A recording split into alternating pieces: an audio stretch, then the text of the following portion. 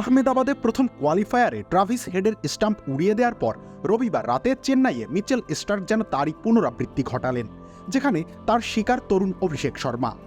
প্রায় এক দশক পর ইন্ডিয়ান প্রিমিয়ার লিগ খেলতে আসা স্টার্কের সুইং সিম এবং স্টাম্পে আঘাত হানার প্রবণতা আইপিএলে দীর্ঘদিন পরে হলেও জাতীয় দলের জার্সিতে তিনি তা বছরের পর বছর নিয়মিত করে আসছেন। মৌসুমের শুরুতে 24.75 কোটি টাকার উচ্চ মূল্যের জন্য পরিহাসের পাত্রে রূপান্তরিত হলেও পরিচালকরা জানতেন তারা কোথায় টাকা ঢালছেন, এবং তিনি তার প্রতিদান শুধু মাঠে নয় মাঠের বাহিরেও রেখেছেন। 2023 মৌসুমের পর উমেশ ও শার্দুলকে ছেড়ে দেওয়ার পর তারা একজন অভিজ্ঞ বোলার চেয়েছিলেন, যার কাছে বৈভব আরোরা এবং হার্ষিত চা মানে লাইফটা ভরপুর, চা মানে ইস্পাহানি মির্জাপুর রানার মতো অনভিজ্ঞ বোলাররা শিখবে।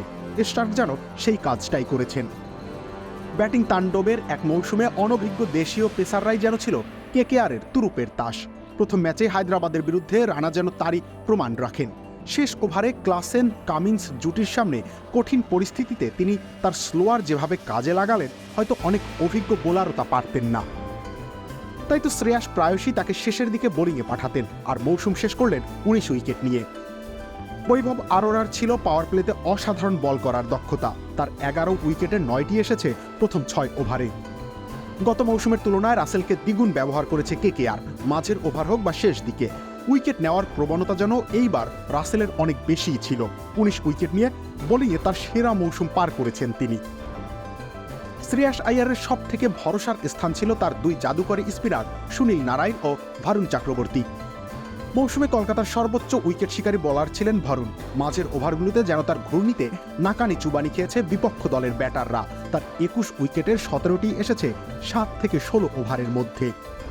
এদিকে পাওয়ার প্লে হোক আর ডেথ ওভার, প্রতিপক্ষ ব্যাটসম্যান যেন কোনোভাবেই চড়াও হতে পারেননি নারায়ণের উপর। মাত্র 6.69 ইকোনমি রেটে বল করে তিনি নিয়েছেন 17 উইকেট। ব্যাটিং এবং বোলিংয়ে সমান দক্ষতার সাথে খেলে জিতেছেন টুর্নামেন্টের সেরা খেলোয়াড়ের পুরস্কার। এমন একটা মৌসুম যেখানে ব্যাটাররা তাণ্ডব চালিয়েছেন বোলারদের উপর, ভেঙেছেন একাধিক রেকর্ড।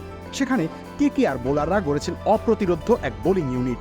মাত্র 6 দিনের মধ্যে সানরাইজার্সের বিধ্বংসী ব্যাটিং লাইনআপকে দুবার খোলসবন্দি করে ঘরে তুলে নিয়েছেন তাদের তৃতীয় শিরোপা। প্রশংসা কেকেআরের বোলিং লাইনআপের প্রাপ্যই বটে। রবিউল ইসলাম রনি, খেলা 71।